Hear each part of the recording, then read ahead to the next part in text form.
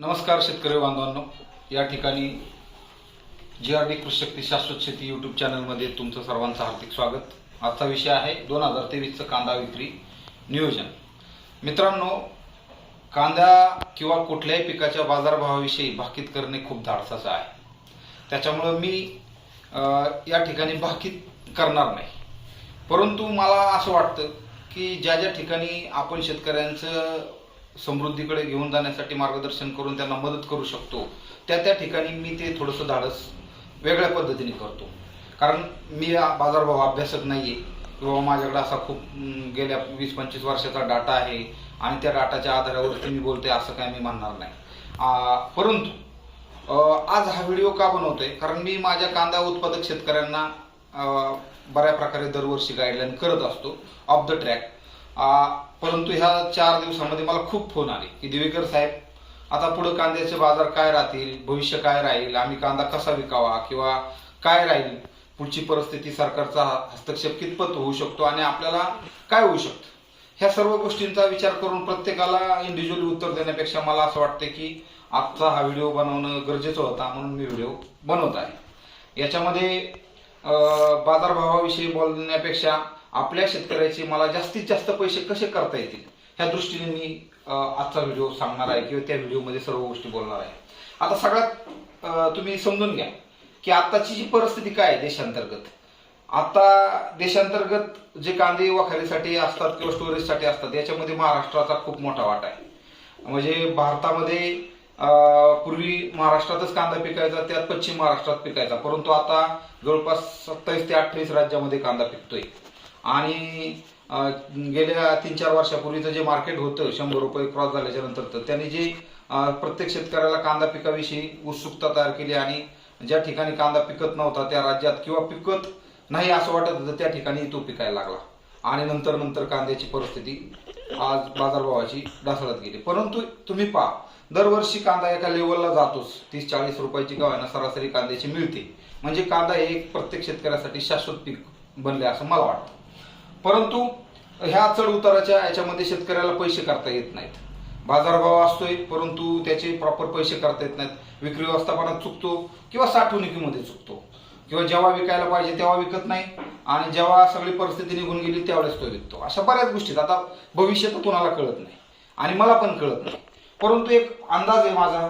मी गेल्या काही वर्षाच्या चढ उतार किंवा शेतकऱ्याच्या मानसिकतेतून काय निर्णय पुढे होऊ शकतात। जसं मी टोमॅटो उत्पादक शेतकऱ्यांना सांगितलं होतं की बाबा 10 जून, 20 जून, 1 जुलै, 10 जुलै, 20 जुलै हे टोमॅटो दरवाढीचे टप्पे असतील। मी तिथे किती रेट होतील हे नव्हतं बोललो, पण त्या प्रत्येक टप्प्यात रेट वाढत जातील आणि असं पण होऊ शकतं की आपण कधीही विचार केला नाही।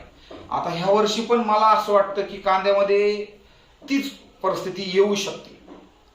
हे खूप धाडसाने किंवा जबाबदारीने बोलतोय, परंतु आहे त्याच्या मागची कारण काय आहे ते आपण जाणून घेऊ। आता देशांतर्गत परिस्थितीमध्ये बोलायचं म्हटलं तर जे महाराष्ट्रात सोडून पावसाळी कांदा ज्या राज्यामध्ये पिकतो, ज्याच्यामध्ये मुख्य करून कर्नाटका हे स्टेट येतं, MP येतं, राजस्थानचा काही ट्रॅक येतो किंवा जास्त कर्नाटक आणि MPचाच इम्पॅक्ट खूप मोठा असतो।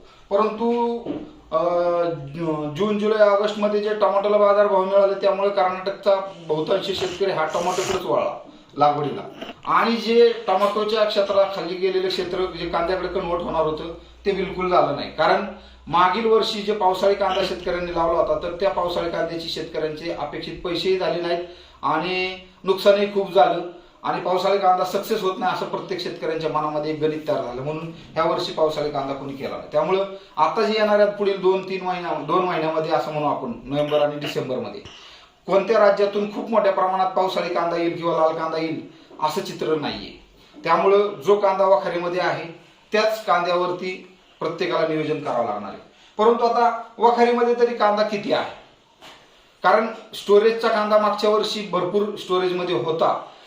कांदा प्रत्येक शेतकरी निवडून पाठीमागे टाकत होता आणि जो खराब झालाय तो विकत होता। परंतु ह्या वर्षी थोडासा तुमच्या प्रत्येक शेतकऱ्याने आजूबाजूला सर्वे करा की आपल्या आजूबाजूला कांदा किती आहे, आपल्या आजूबाजूला कांदा तुम्हाला जाणवेल तुलनेने किती आहे।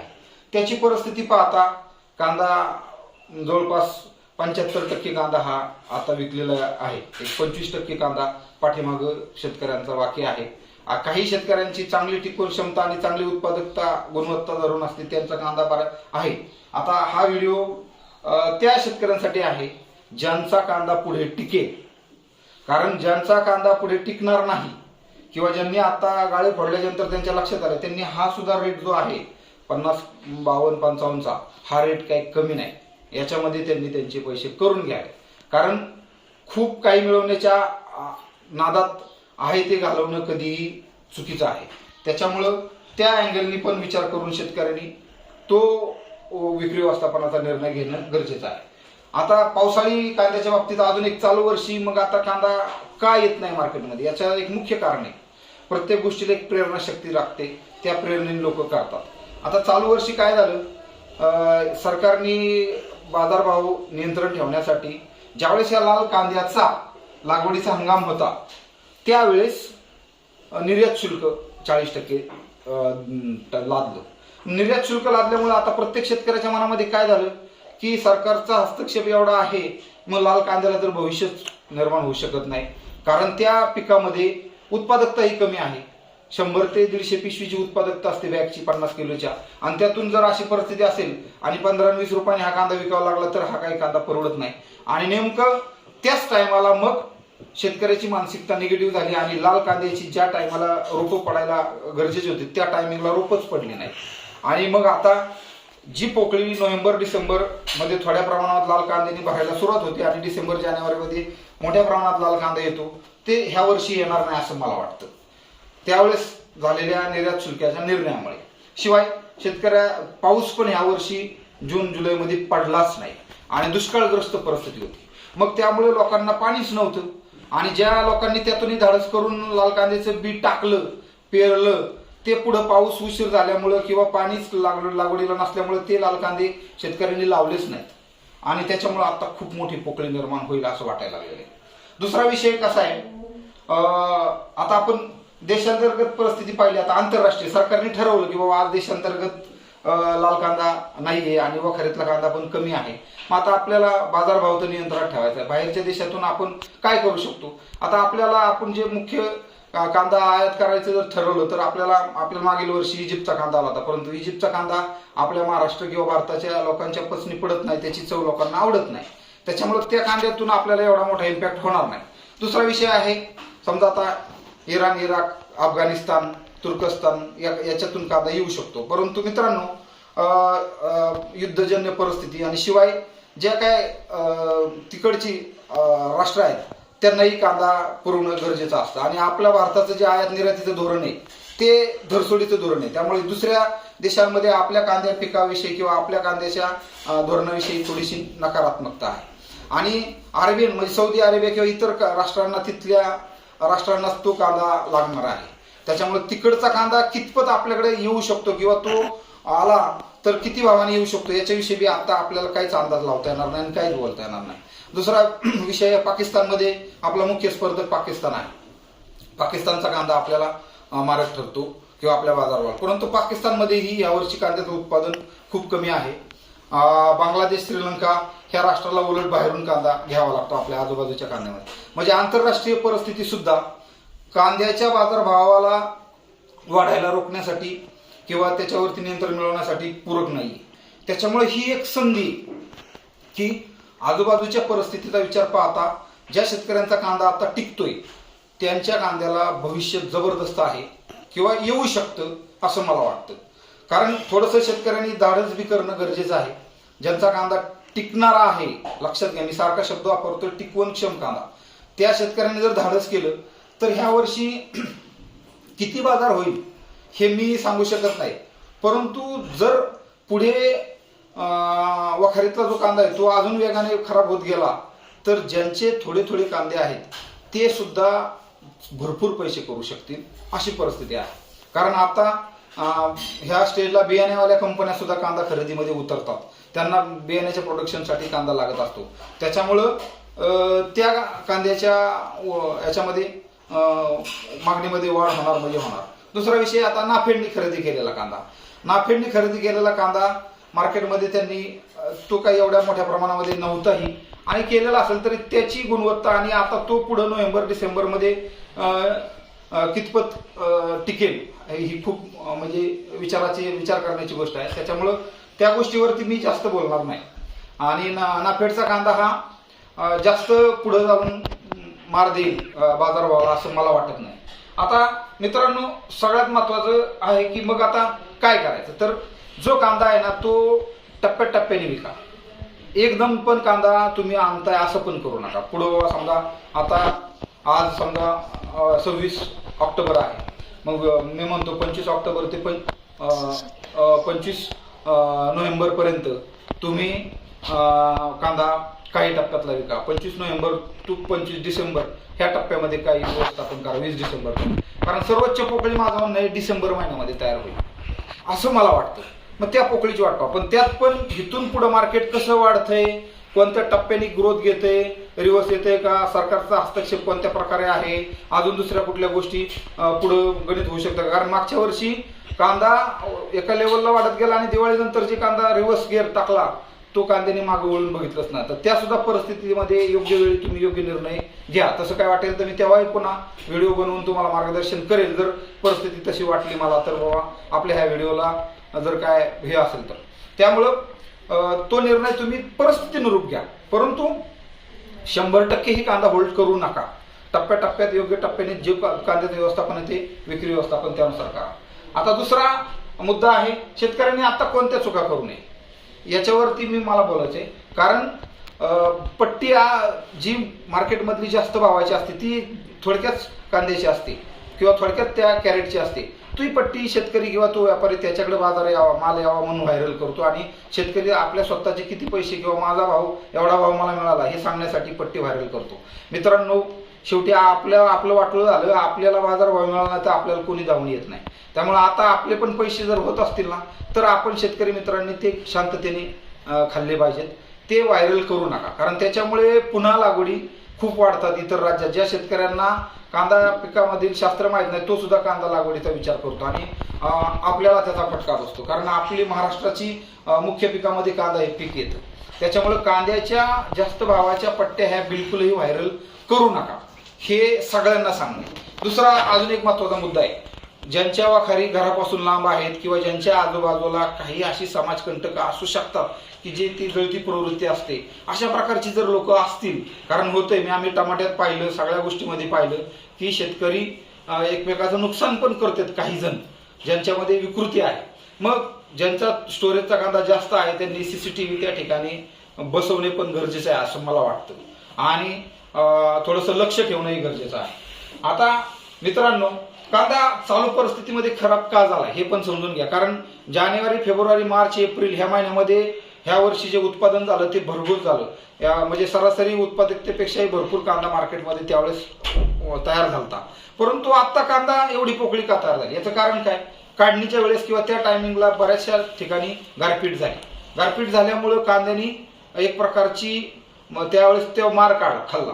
दुसरा लेबरची अनुपलब्धता, कारण क्षेत्र खूप होतं चालू वर्षी लागवडीचं, त्याच्यामुळे लोकांना वेळेत कांदा नाही काढता आला, लेबर मिळत नव्हतं. मग त्या कांदा तापला गेला जमिनीमध्ये आणि तापलेला कांदा निवडून परत वाखारीत पडणे किंवा त्या गोष्टी हे करणे याच्यामध्येही वेळ गेला आणि त्याच्यामुळे कांद्याच्या पत्तीला चटका बसला. दुसरं, आता बियाण्यामध्ये आहे ना दोष निर्माण, म्हणजे बियाण्यात दोष ह्या अर्थाने म्हणतोय की पूर्वी शेतकरी कांदा घरची घरी तयार करायची आणि कांदा बियाणं घरची घरी तयार करायची आणि ते लावायचे. आता बियाणं कंपन्याकडून घेतलं जातं आणि कंपन्या शेतकऱ्यांच्याकडूनच घेतात, पण एकाच शेतकऱ्याकडून घेत नाहीत, मार्केटमधून येऊन उचलतात. 10 शेतकऱ्यांचे बियाणं असतात, त्यांच्यामध्ये प्रत्येकाचा जो व्हरायटीचा जो असेल इम्पॅक्ट किंवा त्याचा जमिनीचा इम्पॅक्ट असेल तो एक समान नसतो. त्याच्यामुळे त्याच्यामध्ये थोडीशा जेनेटिकल इम्प्युरिटीज येऊन कांद्याची टिकवण क्षमता ही तिथं कमी झालेली. कारण पूर्वीच्या काळी जे कांद्याचे बियाणं तयार व्हायचं तो शेतकरी स्वतः घरी करायचा, आता तसं होत नाही आणि सिंगल रिंगचा कांदा प्रत्येक शेतकरी निवडत नाही आणि कंपनीवाले तर ते पाहत नाही. घेतलेला कांदा हा वाया जाऊ नये म्हणून तो लावलाच जातो.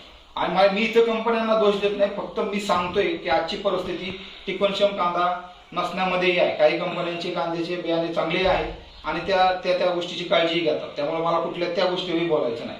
परत शेतकरी चुकीच्या पद्धतीने साठवणूक करतो आणि चालू वर्षी काय झाले, टेम्परेचर खूप जास्त आहे, ह्युमिडिटी सकाळी पहा, आता समजा तुम्ही पहाटे दह्यावर पडते, दव पडते आणि थंडी आहे, दुपारचं कडक ऊन आहे, परत आभाळ येते, मध्ये वारं भरपूर होतं, त्या वाऱ्यामध्ये उष्णता जास्त होती मे जूनच्या टायमिंगला, त्याचा इम्पॅक्ट आत्ता जाणवायला लागलाय. कांदा आतून पोकळ झालेला आहे आणि आता कांदा पोजळी पकडायला लागलेला आहे, मोड यायला लागलेले आहेत कांद्याला.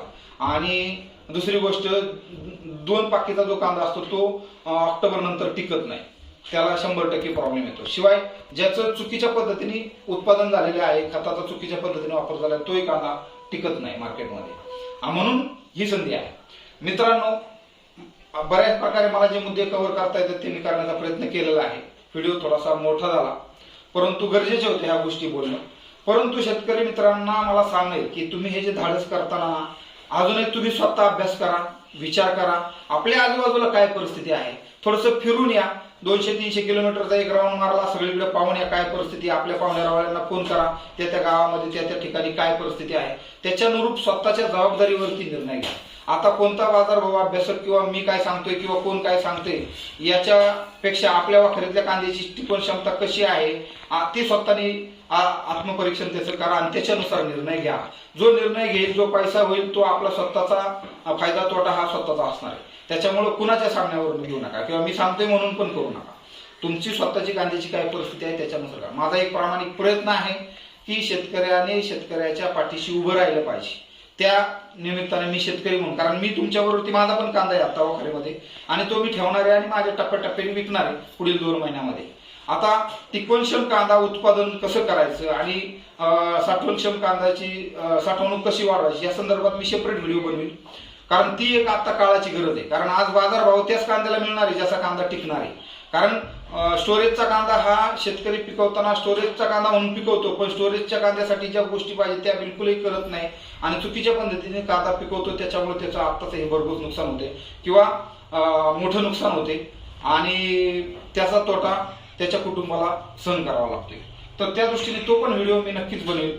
मित्रांनो, हा व्हिडिओ आवडल्यास लाईक करायला विसरू नका आणि शेतकऱ्याने शेतकऱ्याच्या पाठीशी उभं राहण्यासाठी जी मार्केटची परिस्थिती आहे किंवा पुढील काय अंदाज आहे हे एकमेकांना शेअर करण्यासाठी हा व्हिडिओ जास्तीत जास्त ग्रुपमध्ये तुम्ही शेअर करा. आणि ज्यांचा कांदा टिकवणक्षम आहे, चांगला आहे, त्यांनी थोडंसं धैर्याने आणि टप्प्याटप्प्याने कांद्याचं विक्री व्यवस्थापन करा. हे शेवटचं वाक्य अत्यंत महत्त्वाचं आहे. धैर्याने आणि टप्प्याटप्प्याने टिकवण क्षमतेनुसार विक्री व्यवस्थापन करणे. मित्रांनो, ज्यांचे कांदे आता लाल आहेत, डिसेंबर-जानेवारीमध्ये ज्याचं उत्पादन निघू शकतं, त्याही शेतकऱ्यांना तो कांदा लवकर येण्यासाठी आणि लवकर त्यांनी साईज आणि गुणवत्ता पकडण्यासाठी मार्गदर्शन पाहिजे असेल तर मला संपर्क करा. त्याही शेतकऱ्यांना मी मार्गदर्शन करेल किंवा त्यांना आता उत्पादन वाढवण्यासाठी मार्गदर्शन करेल. माझा नंबर आहे 7666139796 आणि व्हॉट्सअपसाठी नंबर आहे 9922479006. यावरती व्हॉट्सअप करायचं, याच्यावरती कॉल नाही करायचा. मित्रांनो, आजच्या व्हिडिओमध्ये मला कुणालाही चुकीचं आणि कुणालाही बरोबर म्हणायचं नाही. मला जे वाटतं ते मी सांगितलं. याच्यातली कोणती गोष्ट कोणाला चुकीची वाटत असेल किंवा वस्तुस्थितीला धरून वाटत नसेल तर ती गोष्ट त्याने सोडून द्यावी. परंतु जो काही निर्णय घेईल तो स्वतःच्या जबाबदारीवरती व स्वतःच्या कुटुंबाच्या सगळ्यांच्या विचाराने घ्यावा, असं माझं हे शेवटचं सांगणं आहे ह्या व्हिडिओमधलं. आणि काही चुकीचं वाटत असेल तर त्याबद्दल मला माफ करा. शेतकऱ्याचे जास्तीत जास्त पैसे व्हावेत ह्याच हेतूने मी हा व्हिडिओ बनवलेला आहे, बाकी काय विषय नाही. परंतु शेवट एकच सांगतो की जबरदस्त संधी तयार होऊ शकते असं सध्याचं चित्र आहे. त्याच्यामुळे ज्याच्याकडे कांदा आहे त्यांनी योग्य पद्धतीने टप्प्याटप्प्याने कांद्याचे विक्री व्यवस्थापन करावं असं मला वाटतं. धन्यवाद मित्रांनो, नमस्कार.